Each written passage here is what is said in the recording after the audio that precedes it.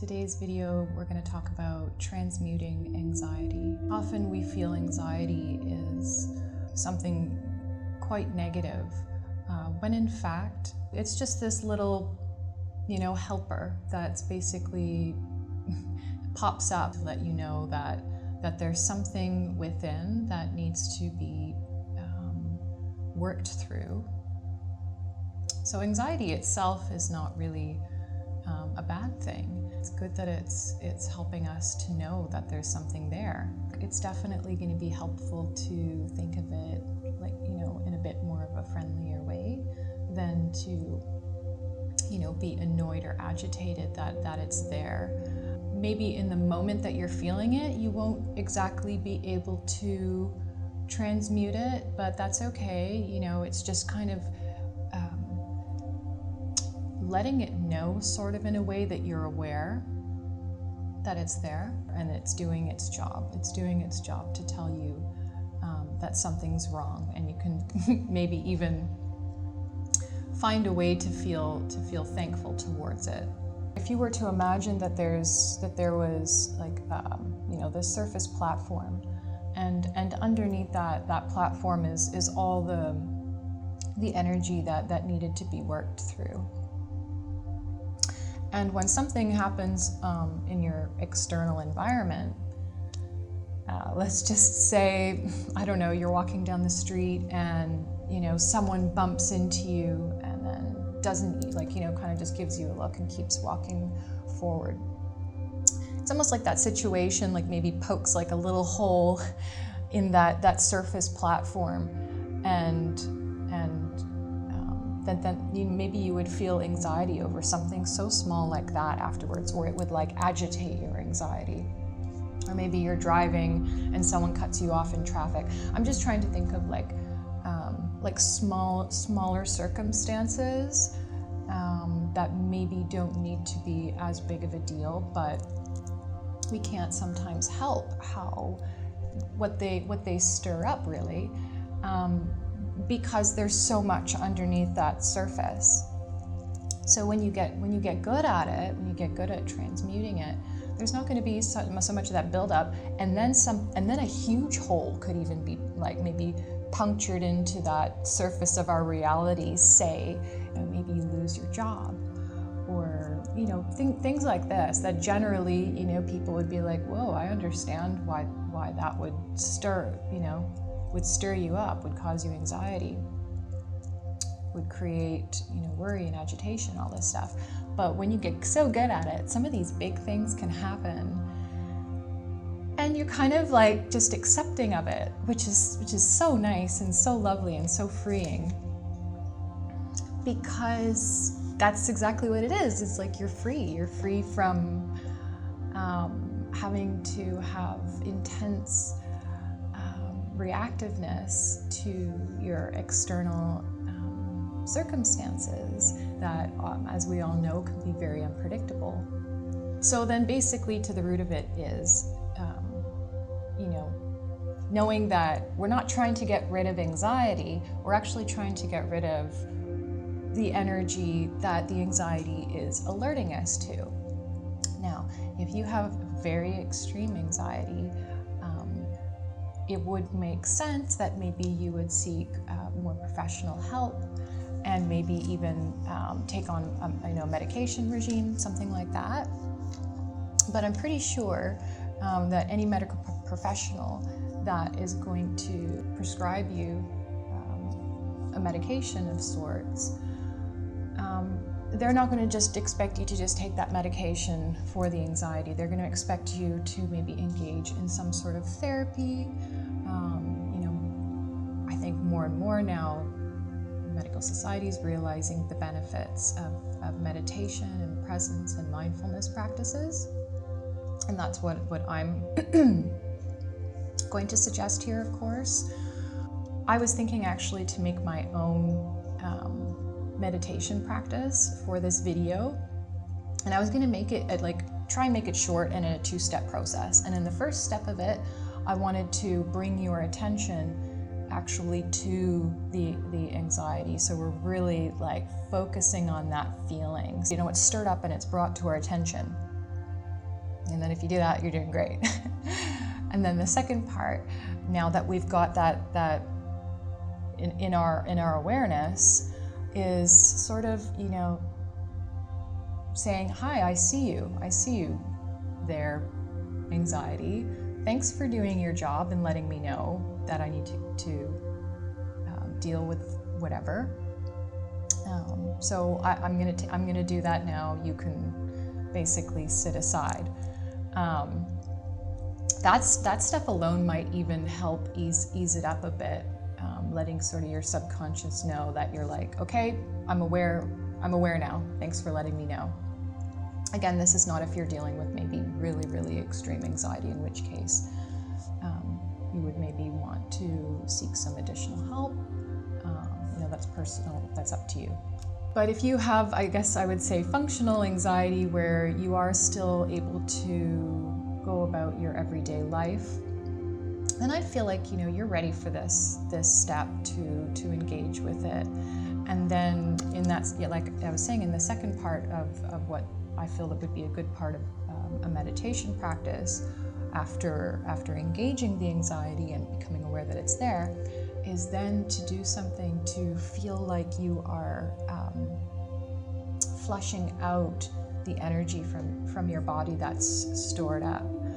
I personally really love doing visualization practices for this. And the ones that I like to do is like I said, visualization process of basically imagining like a light coming from above down in through you and filling up your body, flushing out through your feet, and then that light then connecting down to the center of the earth. And then you can feel that the center of the earth is, it's Mother Earth. It's powerful, and you can connect with it. And this is what some people would even call grounding practice. And you imagine that light that's connecting you from above to the universe, to source, whatever you'd like to call it. And then that light that's connecting from your feet down into the planet.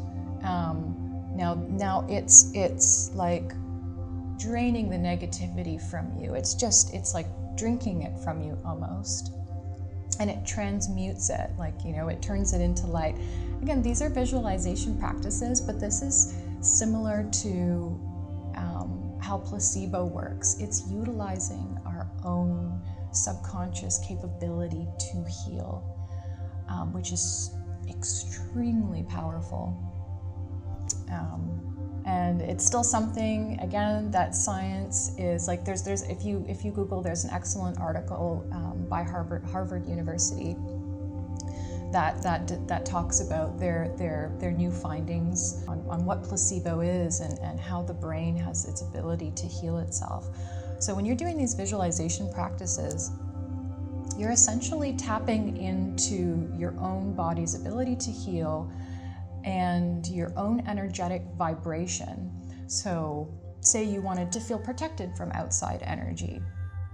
You could visualize that there's like this, ball of light around you that protects you. And you open your eyes, sure, that ball of light's not there. But the frequency that you're creating in your body is almost creating a protective frequency because of how your energy interacts with your external environment. And you can get really good at these. So good that I would say this type of meditation can be almost addicting. Like you start to look forward to it. It is hard to get out of those old habits and patterns of feeling like, I should go and do that, but I'm kind of lazy and I want to go. I'd rather do this other thing instead or whatever. But once you do it enough times and you feel the benefits from it, and you do feel like good afterwards, you feel sort of flushed of whatever energy that is, then yeah, you really start to like it and you want to keep doing it over and over.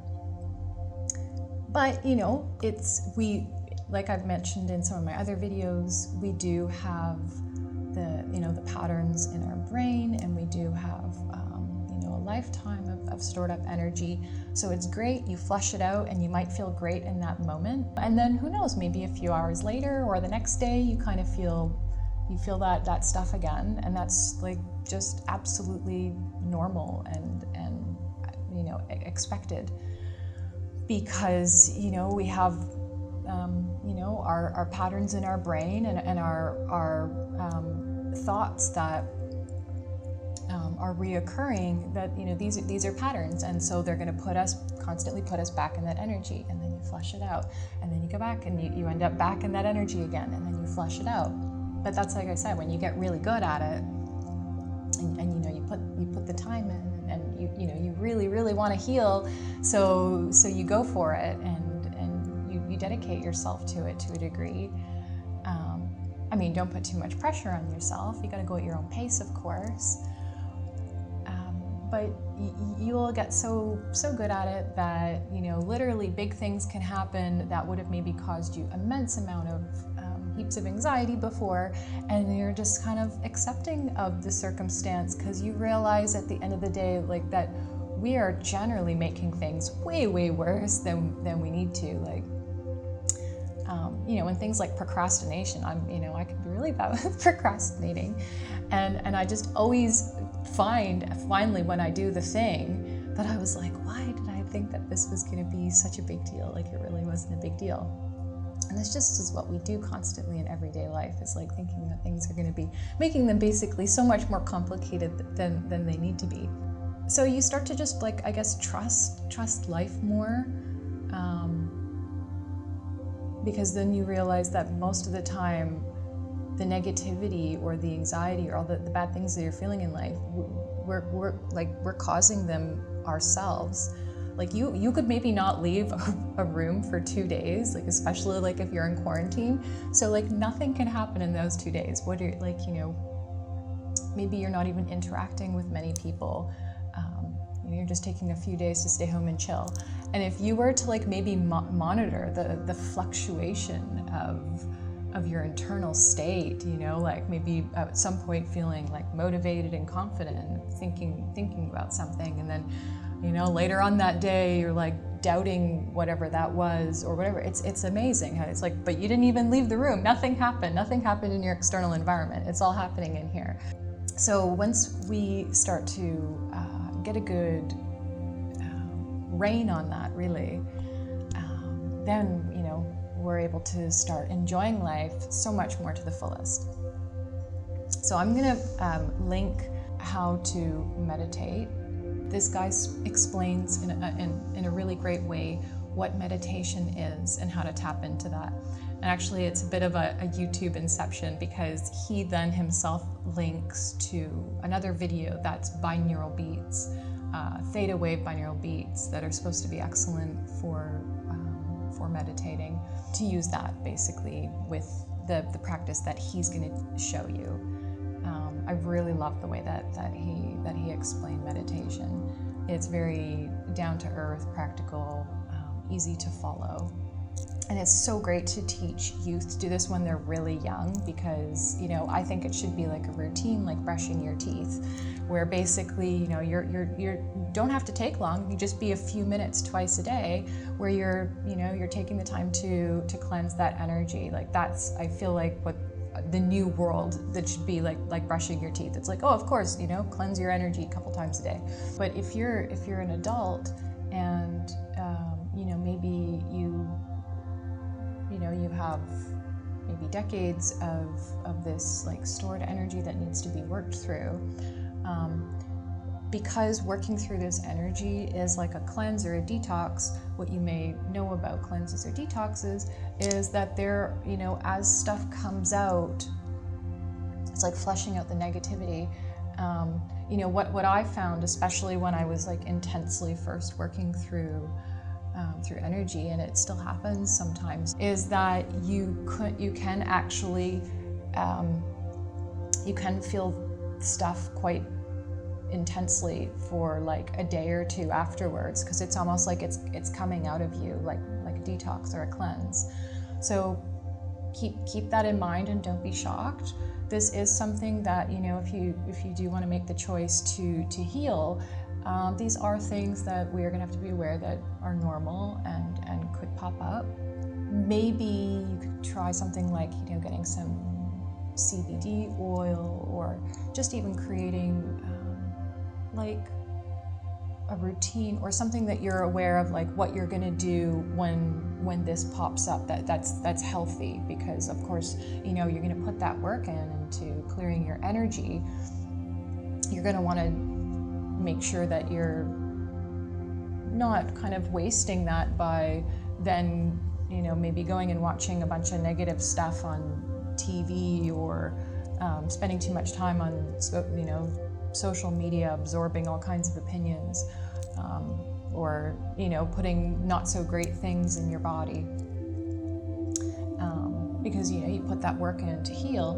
So, and there is going to maybe be a bit of a purging, so you might want to think of a few things that are going to help basically nurture yourself the way you would if you had like a cold or something during that time, like just relaxing, taking it easy. Like I said, maybe CBD or something to that effect. Actually, what's great is, and it's so simple, is lavender. Very importantly, just being aware that this is a cleansing process, and not to be surprised if stuff does come out. Drinking lots of water will also help.